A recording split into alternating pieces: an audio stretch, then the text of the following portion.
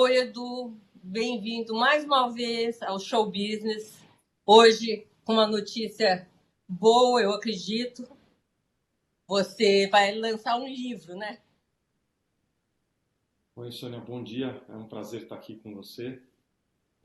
Acho que é uma notícia boa, sim. A gente vai lançar um livro no dia 7 de abril, contando um pouco da jornada da criação e desenvolvimento do Renova BR. Eu queria saber se algum dia você pensaria em fundar um braço de um Renova Supremo Tribunal Federal. O Renova Político, vocês já estão fazendo, são aulas, etc. e tal. E um Renova para o Supremo, que tanta confusão está fazendo agora. Sônia, a gente criou o Renova com a ideia de que um país próspero e desenvolvido precisa de boas lideranças. E, na minha visão, desde o processo de redemocratização, o Brasil deixou de entender que era fundamental que a gente fomentasse o desenvolvimento de lideranças e a participação da sociedade civil na vida pública. O que a gente viu, em grande parte, foi uma um recorte da sociedade muito focado em criar o seu caminho de prosperidade, em desenvolver suas atividades de negócio e deixaram a política e, enfim, o exercício da liderança pública em grande parte de lado. O que o Renova se propôs a fazer é criar um chamamento, né, ou criar condições para que as pessoas que não fazem parte historicamente da política possam participar, respondendo aí a esse nosso déficit de liderança que a gente tem atualmente. Quando a gente fala da questão do Supremo Tribunal Federal, acho que a gente precisa pensar em um modelo talvez um pouco mais transparente e robusto de indicações, porque a forma através da qual os membros do Supremo são indicados é através de uma indicação da Presidência da República. Então, as indicações ao Supremo Tribunal Federal acabam sendo, em grande parte, excessivamente políticas, né? Então, se de um lado você tem pessoas que tiveram sim um caminho no direito, juristas, pessoas que entendem de questões constitucionais ou questões específicas do direito com uma formação muito profunda e muito robusta, você também teve indicações no passado recente de pessoas que tinham relações específicas, pessoais com determinados presidentes da República ou pessoas que ocupavam espaço de poder no executivo ou no legislativo. Quer dizer, o modelo não é só de renovação de membros do STF, porque eu acho que a gente tem no Brasil bons juristas, temos excelentes advogados, eu acho que a gente teria um bom corpo para compor o Supremo Tribunal Federal, mas a forma através da qual essas indicações acontecem, que são indicações feitas pela Presidência da República, muitas vezes podem pender menos para o campo do fortalecimento institucional e mais para a demanda específica de um grupo de interesse ou de um determinado momento. Então, acho que esse seria um caminho importante para que a gente ficasse menos nesse momento, né, nesse contexto de instabilidade jurídica tão grande que o Brasil vive há tantos anos, onde você tem determinadas sentenças que são proferidas e depois você tem efeitos suspensivos feitos no Supremo Tribunal Federal. Você teve uma discussão enorme sobre segunda instância. Você tem várias questões importantes que a gente precisa avançar e sair um pouco dessa discussão atual que nós temos hoje, onde a sensação é de que as decisões no Brasil são todas provisórias. E isso, para a sociedade brasileira, para quem quer investir nesse país, para quem quer viver ou prosperar ou construir a sua vida, é muito difícil. A gente precisa de maior segurança, a gente precisa de maior estabilidade. Pois é, Edu, eu estava me lembrando do ex-ministro Pedro Malan, que sempre dizia: até o passado no Brasil é incerto. Isso é insegurança jurídica. Eu queria conversar com você como é que, nessa formação de políticos, como é que você trata desse assunto? Conta um pouquinho dessa formação e de como vocês tratam esse tipo de assunto. Um primeiro ponto importante na questão da formação do próprio Renova é as pessoas entenderem a questão da divisão de poderes, né? No Brasil, infelizmente, eu fiz uma parte da minha escola no exterior, quando eu estava terminando o colégio, e eu me lembro com alguma profundidade, até falo disso no livro, sobre a aula de US Government, né, que eu tinha no 12º ano, né, para você compreender como funciona um governo e como funcionam as instituições. No Brasil, eu acho que a gente, de uma certa forma, não passa por essas temáticas com a profundidade necessária, né, que é o papel do governo, o papel das instituições e o papel do cidadão, né, dentro dessa relação. A gente, em grande parte, isso vai da elite até a base da pirâmide. A gente acha que o nosso dever cívico é votar, mas muitas vezes as pessoas vão lá, votam e sequer lembram em quem votaram, né? Principalmente nos representantes do legislativo, que é uma grande pena, porque eu não conheço, muito difícil a gente querer imaginar momentos melhores ou dias melhores se a gente sequer sabe quem é o nosso escolhido representante, né? Então, em questão de divisão entre poderes é uma coisa super importante e que a gente aborda com profundidade. Acho que essa questão de a gente tem um embate no Brasil hoje que eu acho que precisa ser melhor compreendido, que é a questão do desejo da população e o que diz a Constituição. Porque a população quer o Estado de Direito, ela quer em grande parte o rule of law, ela quer a punição para os ilícitos, ela quer a punição ela quer a punição da corrupção, ela quer a punição de quem agiu de forma desonesta, quer dizer, tem esse desejo da população de um lado, mas do outro lado a gente tem uma estrutura ou uma constituição que ela resguarda, né, os direitos individuais até quase que perto de um ela dá a sensação de que você tem um fomento à impunidade. E eu acho que essa é uma questão importante para a gente trabalhar, porque se você não tiver uma específica formulação, né, do ponto de vista constitucional de como que de como que se dão os processos, a república recursiva que a gente tem, essas prescrições de prazos que são inúmeras. Então, se você não trabalhar nisso, a gente sempre vai ficar muito com a sensação de que essa impunidade é gigantesca. Agora, a gente aborda isso na formação do Renova. Historicamente, a gente abordou pouco, porque a gente sempre achou que essa fosse uma questão jurídica. Mas na medida em que isso deixa de ser uma questão jurídica e passa a ser cada vez mais uma questão nacional, onde essa é uma temática que afeta a vida de todos nós, eu acho que é importante, pelo menos, que a gente compreenda quais são os problemas e de que forma que a gente consegue encampar uma parte da solução desses problemas, porque o que eu sinto é que a gente está nessa areia movediça, né? Você trouxe a referência do ministro Pedro Malan, e o ministro Pedro Malan saiu do governo em 2002, né? Quer dizer, fazem 20 anos, e eu acho que se a gente fizesse uma referência a alguém nos anos 80, provavelmente a referência seria a mesma, e nós estamos, infelizmente, colhendo os frutos dessa insegurança ou dessa instabilidade atualmente. É um país que não cresce, que não avança, que está estagnado em produtividade, que não tem uma originação de riqueza. Então, assim, que a gente está andando de lado há muitos anos. E eu imagino, quero dizer que uma parte desse entrave ao crescimento, à expansão, ao investimento, vem dessa sensação de insegurança. Então, ou nós vamos avançar e resolver essa temática nos próximos anos, e para isso a gente precisa de boas lideranças, para isso a gente precisa de proponentes de mudanças com conteúdo e com profundidade. Se a gente não fizer isso, eu acho que a gente vai ter um futuro muito desafiador. Edu, eu concordo em gênero e grau com você.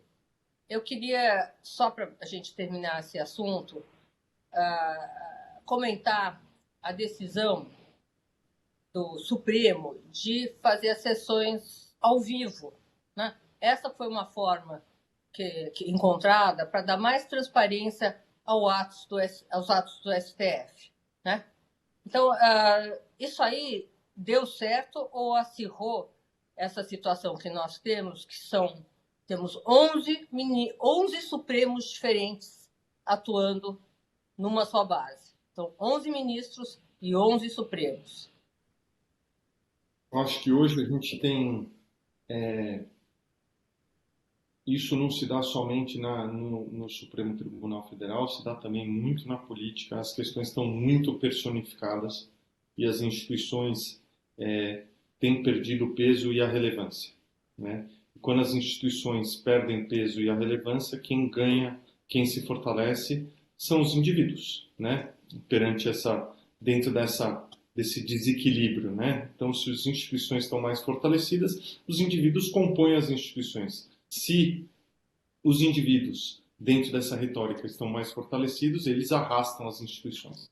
E um pouco do que a gente vê hoje, isso não é somente, né, no Supremo Tribunal Federal, mas a gente vê isso no Congresso Nacional, quer dizer, a própria falta de coalizão entre as bancadas dos partidos, a falta de identificação, né, sobre o que cada partido representa, a identificação das pessoas por pautas e por visão de mundo. Eu acho que a gente está num ambiente muito difuso, muito difuso.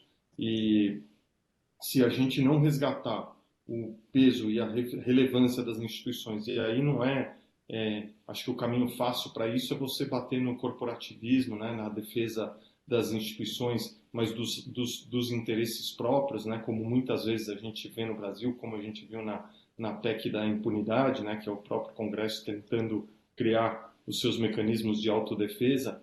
Eu acho que as instituições vão sendo, a partir daí, cada vez mais enfraquecidas, porque a população perde a confiança nas instituições. E na medida em que a população perde a confiança nas instituições, alguns vão tentar se sobrepor em relação a isso, para defender um pouco do marco institucional, e outros vão, de uma certa forma, se esconder nesse movimento e vão tentar desenvolver ou vão se esconder e não vão desenvolver o protagonismo necessário para resgatar as instituições. Então, acho que a gente está nessa questão, né, um pouco da espetacularização do que são as sessões do STF. Eu acho que não nos ajudou. Por outro lado, a grande questão é de que forma que a gente consegue trazer visibilidade para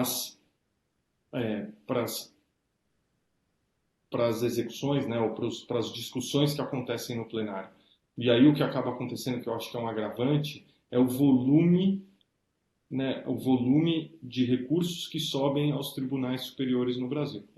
Só aqui um comentário, não é minha área de especialização, eu não sou advogado, estou dando aqui a minha opinião como leigo, mas a gente sabe que o volume de recursos que sobem aos tribunais superiores no Brasil é desproporcional em relação a qualquer lugar do mundo. Então, o Supremo Tribunal Federal, que deveria ser o órgão de última instância para questões muito específicas e muito centrais, né, para a sociedade brasileira, acaba sendo um tribunal com atividades e execuções diárias, quer dizer, um tribunal muito parecido como qualquer outro. E aí, eu acho que isso também confunde um pouco a população sobre qual é o funcionamento, né, do Estado de Direito e de que forma que os tribunais de primeira a segunda instância funcionam, o próprio STJ. Então, acho que essa questão precisa ser repensada. Revista, né? De forma não está funcionando. Edu, isso daí me lembrou uma ocasião em que eu viajei para Brasília para, enfim, jantar com a ministra Carmen Lúcia, do STF, e ela me contou, que era então presidente do STF, ela me contou que chegou às mãos dela um caso de divórcio onde as partes brigavam por causa de um cachorro. Cachorro com quem ia ficar e como é que iam ser a divisão de pátrio poder, não sei como é que chama, de cada um dos casais. Eu falei, presidente, ministra, como que pode isso? Ela falou assim, estou te dando um exemplo e te mostrando aqui o volume de questões que chegam aqui em cima. Eu acho muito importante isso ser revisto e o Supremo ser utilizado para coisas constitucionais e, assim, relevantes para toda a população, e não só para um casal que tem problemas em dividir a guarda do cachorro. Bom, vou te interromper só um pouquinho, que a gente vai para o próximo bloco e um minutinho já já.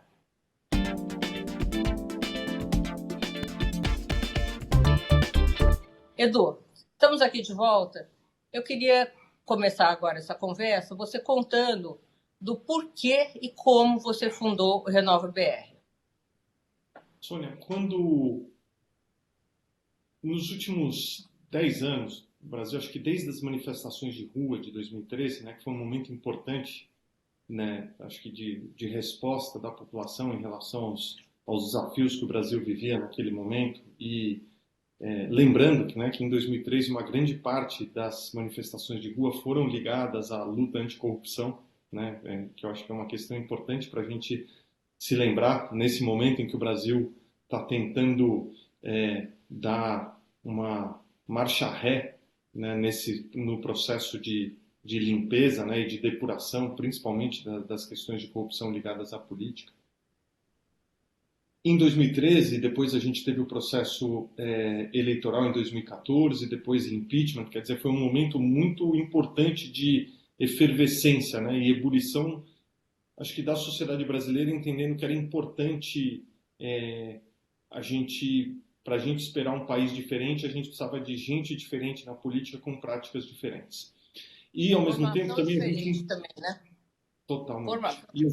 E ao mesmo tempo a gente entendia, né? Eu olhava de fora e falava, olha, eu estou vendo aqui que tem um movimento grande de pessoas da minha idade, alguns mais jovens, querendo participar da política, mas sem saber como, né? Porque os partidos políticos sempre foram organizações muito entupidas em relação à adoção de novos membros, à participação de pessoas novas na política, sempre foram instituições muito patriarcais, né? Muito formadas por indivíduos que controlavam eventualmente aquelas ações em cidades ou estados específicos, quer dizer, muitos partidos com donos claros, né?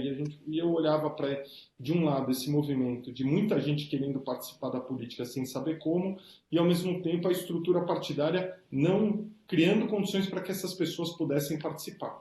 Então foi daí que nasce a ideia do Renova. Como é que a gente amplia o acesso do cidadão comum à política?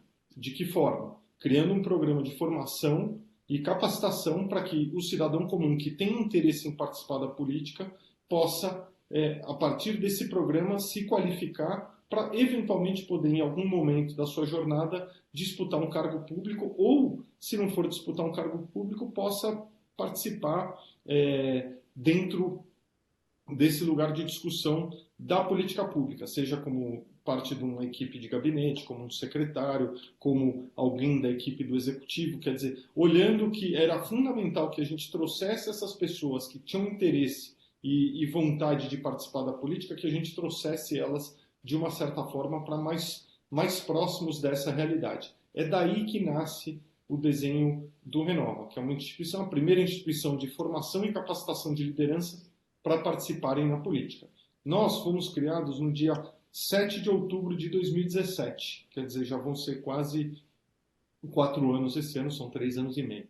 E por que nessa data? Que era exatamente um ano antes das eleições gerais de 2018, né, as eleições presidenciais. E a nossa ideia era que, respeitando aquela janela, que a gente fizesse uma convocação geracional a essas pessoas que tinham vontade e interesse em participar da política, de que tinha um caminho para elas passarem por um programa de formação e qualificação e que a participação delas dentro desse programa poderia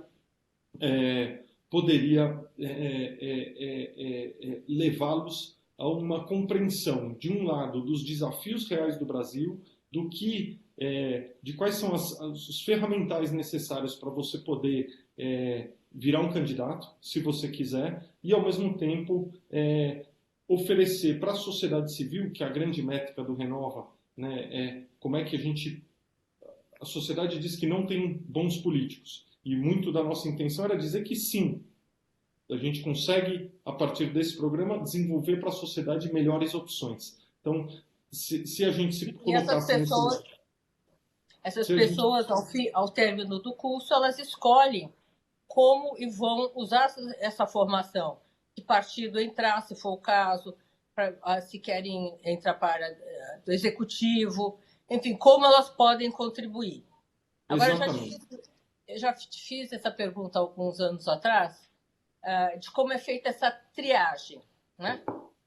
Conta um pouquinho sobre isso, que eu acho muito interessante. Olha, o que é mais importante para nós? Primeiro, a régua ética ela é fundamental. Então, a gente faz um trabalho importante para entender se essa pessoa está, de fato, comprometida com uma agenda de transformação ou ela está vendo a entrada dela na política como essencialmente um projeto pessoal e que vai render frutos essencialmente para ela. Hoje, através de Big Data, de processo de avaliação, a gente consegue criar métricas de cruzamento de dados e avaliação para tentar buscar pessoas que tenham efetivamente, que vejam na política uma missão e não um negócio, de um lado. A segunda questão que é fundamental é a aptidão ou apetite pelo diálogo democrático. A gente entende que é fundamental, num país diverso como o Brasil, a gente respeitar as diferenças, a gente respeitar os pontos de vista e criar pontes para que esses pontos de vista possam ser transformados em agendas comuns, dado que o que a população quer, a população não quer político no Instagram ou no WhatsApp gritando, a população quer solução para o seu dia a dia. A gente sabe que um político tem maior efetividade se ele consegue ser um construtor de pontos, porque quando você entra, por exemplo, quando você chega no Congresso, né, e você vira um deputado, por hipótese, você não escolhe o teu interlocutor. O teu interlocutor são os outros congressistas que estão lá. Então a gente também entende que é fundamental para a gente ter políticos mais eficientes do ponto de vista de entregas para a população, sejam pessoas que tenham a capacidade de dialogar, de ter empatia, entender o ponto de vista do outro, para a partir daí conseguir construir soluções que fazem sentido para a sociedade. Você acha que o Brasil, pelo que a gente já conversou no primeiro bloco, um pouquinho agora, tem um problema cultural em relação a isso? Eu nasci ouvindo observações sobre a lei de Gerson, né?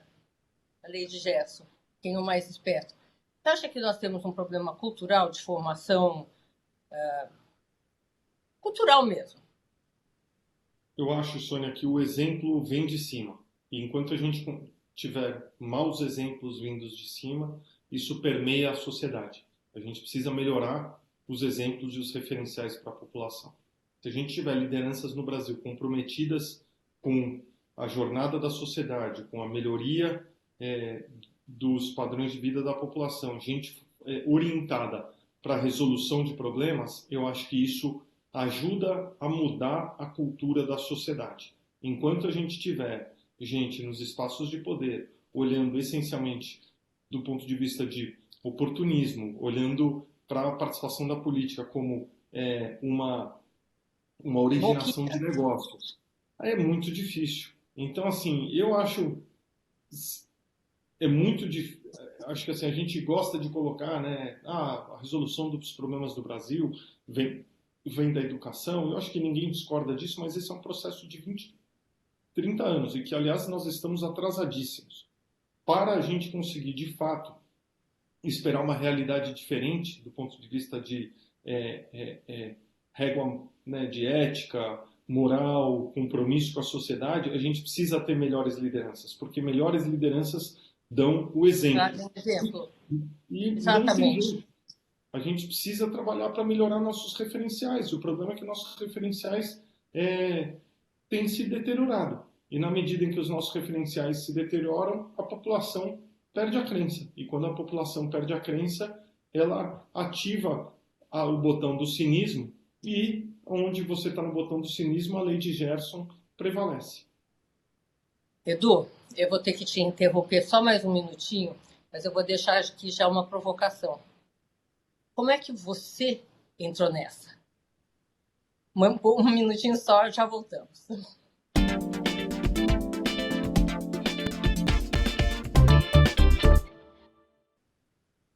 Estamos aqui de volta, Edu. Vou repetir a pergunta que eu fiz ali no final do último bloco. Como é que você, pessoa física, entrou nessa? Você trilhou uma carreira bem-sucedida na área financeira. Você dirigiu uma empresa, a Somos Educação, por 3 anos. E você resolveu simplesmente, não é largar, mas, enfim, colocar esses aspectos, esses teus feitos de lado, começar uma coisa completamente nova e que não existe no mundo inteiro. Tanto que vocês, pelo que eu sei, depois você me confirma, estão sendo procurados por outros países para saber como é que vocês montaram isso.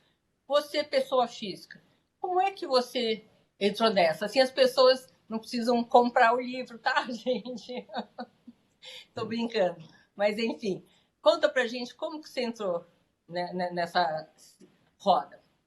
Eu entrei nessa porque, na minha opinião, alguém tinha que fazer.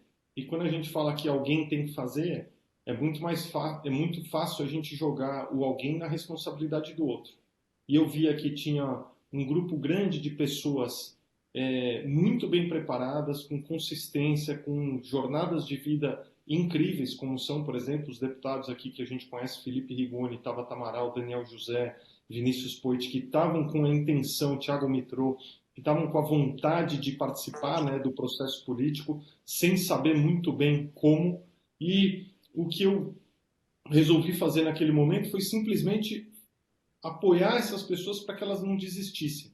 Porque muito da minha reflexão era, se essas pessoas ocuparem os espaços de poder no Brasil, a gente vai estabelecer melhores exemplos. E a partir dos melhores exemplos, a gente consegue começar a conduzir um processo de mudança.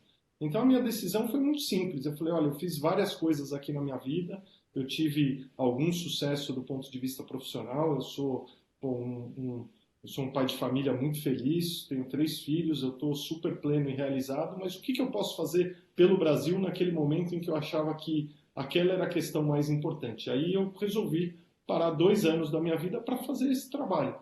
E eu não me arrependo em nenhum minuto sobre o que eu fiz, pelo contrário, foi uma jornada, tem sido uma jornada incrível. Então, essencialmente, é um pouco daquela situação que a gente olha e fala, putz, como é que a gente apoia essas pessoas para que elas não abandonem, né, o projeto político dela, para que elas não desistam.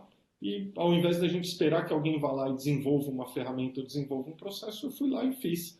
E com muito medo, né, com muito receio de tomar risco, com receio de fracassar também, que eu acho que todos nós temos, né? Mas ao mesmo tempo com uma paz muito grande de que aquela era a coisa certa a ser feita naquele momento. E hoje em dia Agora, eu Edu, tenho da super onde orgulho. vem isso internamente em você? Porque eu estou há muitos anos no jornalismo e poucas vezes eu vi alguém se afastar de uma carreira tão bem-sucedida, tanto no mercado financeiro como na educação, etc., para montar um projeto novo que visa o coletivo, né? Você não se candidatou, você não é presidente de nada, enfim, você é presidente do Renova BR. Como é que você chegou a isso? Você olhou, você tinha, sei lá, 40 anos, é isso? 40 e poucos? Há 40 4 anos anos. atrás? É. E falou, gente, eu preciso fazer isso. Alguma coisa te incomodava muito? Sei lá, desde que você era criança? Como é que se deu esse desejo, né, de fazer isso? Eu gosto sempre de pensar em movimentos que a gente pode apoiar a construção que mexem no estrutural, não no conjuntural. No Brasil, a gente está sempre mexendo no efeito, mas a gente não está tentando entender a causa. E, na minha opinião, o problema, né, dessa descrença total da sociedade com a política é essencialmente porque as pessoas boas se afastaram da política, né? E a política virou um ambiente e eu não quero generalizar, porque eu acho Tóxico. que historicamente a gente teve bons políticos, mas eles acabaram sendo uma minoria. Tem aquela frase do Ulisses Guimarães, salvo engano, em 1990, que ele disse que se você não gostou dessa legislatura, espera a próxima que ela vai ser pior, né? E é quase uma maldição que a gente se acostumou em ter uma representação cada vez pior.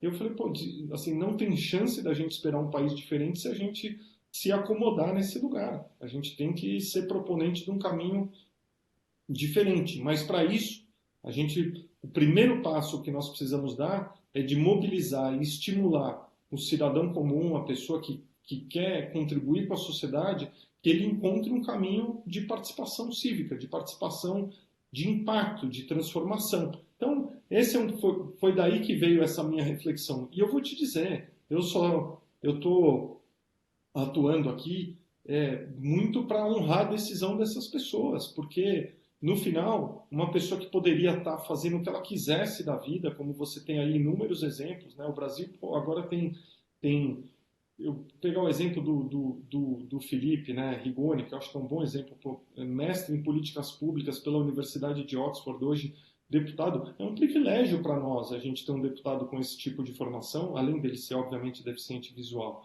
Entendeu? Então, assim, como é que eu vejo que essas pessoas, no final do dia, são aquelas que estão, de fato, renunciando das suas jornadas de vida, estão renunciando da possibilidade de terem carreiras diferentes, entendeu? E eu falei, pô, eu preciso ajudar para que essas pessoas sintam-se acompanhadas e amparadas, porque o que a gente sabe é que o sistema, né, ou a inércia, vai repelir a participação dessas pessoas. A inércia vai repelir. E a gente tem que, para a gente quebrar o status quo, a gente não pode ser conformista, né? A gente tem que ser anticonformista. E o Brasil é um país, infelizmente, onde a gente se conforma muito. Fala, não, isso aqui é assim mesmo, não tem como mudar. E eu falei, pô, eu não acho que isso tem que ser assim. Como é que eu posso deixar minha contribuição para fazer com que essa mudança de fato ocorra? E aí a pergunta é, de que forma que eu me beneficio disso? Como brasileiro, como qualquer brasileiro, uma política melhor vai beneficiar a todos nós. Então, se a gente tem uma visão de longo prazo e compromisso com esse país, a gente tem que olhar para isso e entender que essa jornada é uma jornada longa, é uma maratona, mas a gente tem que todo dia caminhar na direção correta. Edu, você deve constar do livro. Eu estava querendo saber mais especificamente quando esse momento veio à sua mente. Você pensa no coletivo. Você é uma pessoa, eu te conheço há alguns anos, você tem esse pensamento coletivo. Diferente da maior parte dos brasileiros que tem essa cultura mais individualista. Como surgiu isso em você? Você tem um histórico que você vai contar no livro, está deixando para contar no livro, não vai contar aqui para a gente? Olha, eu tive uma experiência de participação no esporte, que é um ambiente também super politizado, né? Eu fui presidente do Conselho da Confederação Brasileira de Rugby. Ali eu tive uma vivência um pouco, né, do quanto é importante a gente apoiar o atleta, essa pessoa que está representando o Brasil, né? E quando a gente põe o atleta no centro da equação, as decisões ficam muito mais fáceis, né? E às vezes a gente se perde um pouco, né, nessa vivência, né?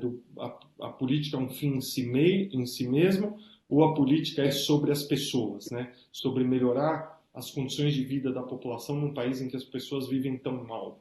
Então, essa experiência me ajudou. Eu tenho, né, a minha mãe sempre teve uma ligação política grande, ela era professora da rede pública, né, do Estado de São Paulo, foi militante, né, do Partido dos Trabalhadores lá no começo, né, eu lembro quando eu era criança, e ela sempre teve uma visão de justiça social e de igualdade, né, de redução de desigualdades muito profunda. Então, acho que isso me ajudou a compreender um pouco, né, de que forma eu poderia deixar uma contribuição e ter um papel. Agora, eu só posso fazer isso, Sônia, porque eu tive uma jornada de vida que me permitiu chegar num determinado momento e falar, se eu deixar de trabalhar, se eu deixar de ter um rendimento mensal e tal, a minha vida não vai mudar radicalmente e eu posso deixar uma contribuição mais efetiva para o Brasil. E eu te digo, como eu falei anteriormente, eu não me arrependo em nenhum minuto sobre isso, pelo contrário, tenho muita gratidão de ter participado da jornada do Renova, de ter ajudado a criar o Renova, porque acho que foi muito legal para essas pessoas, mas também foi uma experiência incrível para mim. Esse ano de 2022, o que vocês estão fazendo? Qual é a montagem do... A gente está com um processo seletivo aberto agora, da Jornada Renova. A Jornada Renova é uma jornada de autoconhecimento. Ao invés de ser um processo seletivo, é uma jornada de autoconhecimento para fazer com que para nos apoiar na decisão dos componentes da turma do Renova, olhando para as eleições gerais de 2022. Quer dizer, os nossos alunos não têm nenhuma obrigação em disputar um processo eletivo, eles não têm, né, essa é uma decisão individual soberana de cada pessoa, mas a gente entende que para 2022 esse desejo da sociedade civil de melhores práticas, de novos personagens vai continuar presente, e o papel do Renova vai ser oferecer para a sociedade melhores opções, deixando para que a escolha da população seja, no final do dia, o grande impulsionador ou não dessa mudança, né? A grande medida do Renova é de quantos alunos nossos, quantos no final se candidatam, né? Depois, quantos eleitos... Já viram as inscrições? Já as inscrições estão abertas e as pessoas podem visitar no nosso site, que é o www.renovabr.org, e participar da Jornada Renova, que é o nosso processo seletivo, mas que, mais importante, é um processo de autoconhecimento e de definição de propósito, para as pessoas entenderem se essa é uma ação ou uma atuação que elas desejam perseguir ou, né, percorrer na sua caminhada de vida. Edu, nosso tempo aqui está esgotando. Eu queria que você contasse para a gente que dia que vai ser lançado esse livro. Você já disse no começo, eu queria que você repetisse isso. Qual o título que você escolheu, né, para essa obra? E por que você, pessoalmente, também não entra no legislativo, disputa um cargo? 3 perguntinhas. Primeira resposta, por que eu não quero disputar um cargo? Porque nunca foi essa a minha intenção. Eu me vejo uma pessoa muito mais útil apoiando essas pessoas distintas aí de todo o Brasil que querem participar da política. Isso para mim é muito mais... Nosso problema é um problema de dimensões desproporcionais e não é uma pessoa que vai resolver esse problema. A gente precisa de muita gente participando da política e o foco do Renova é fazer com que cada vez mais pessoas possam participar e abrindo as portas da política para o cidadão comum que queira ser um vetor de transformação. O nome do livro é Jornada Improvável, porque era uma jornada improvável mesmo, né? Criar uma escola de formação política no Brasil, talvez no momento de maior descrença, né, da sociedade com relação à própria democracia, né, e à classe política. E também uma jornada improvável, como você mesmo colocou, né, de a gente às vezes parar a nossa vida para poder apoiar o lançamento de algo que parecia muito difícil. Você foi a primeira pessoa a dar essa pauta lá em 2017, né? Mas uma coisa que parecia muito utópica, muito difícil, mas que no final acabou rendendo bons frutos e que hoje está servindo de inspiração para várias instituições e outros lugares do mundo. A gente tem tido essa demanda de vários países e isso deixa a gente, obviamente, muito orgulhoso. E o lançamento do livro vai ser dia 7 de abril e todos os direitos autorais do livro são revertidos ao Renova BR. Eu não tenho... Então, toda a venda, todo o processo de divulgação e comercialização vai para a instituição, porque no final as instituições ficam, né? E as pessoas vão, e para mim o mais importante é que o Renova, independente do Edu, possa ter um futuro incrível. Olha, muito obrigada pela sua entrevista mais uma vez. Quero vê-la aqui conosco já perto das eleições de 2022 para saber como é que deu esse processo aí de formação, quais os... Enfim, o que você encontrou de bom, porque de ruim tem muita gente já falando sobre qualquer assunto. Mas o que você conseguiu tirar dessas pessoas de bom e de realmente uma convicção de fazer esse país melhor? Muito obrigada, Edu. Até a próxima. Eu que agradeço, Sônia. Muito obrigado.